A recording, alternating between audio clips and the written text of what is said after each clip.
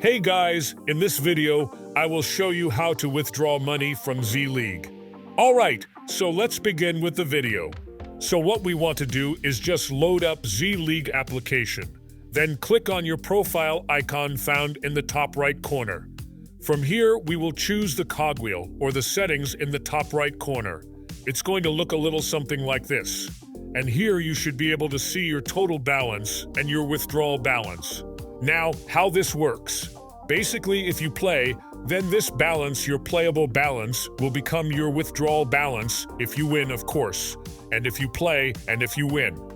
Now, if you want to cash out, if you want to withdraw money, you will click on Transactions here. So once you click on Transactions, it's going to look a little something like this. It's going to show you all your transactions. You should see a Cash Out button. So just click on Cash Out. And this is where it's going to ask how much do you want to withdraw. And basically you set the amount and click on Next. So here if we want to withdraw $5 and then you select Next, and it's going to ask you for your details. And afterwards you can withdraw this money. So that's basically how you can withdraw money from Z League. So that's all for this video. Consider subscribing if you find it helpful, and I'll catch you in the next one. Thanks.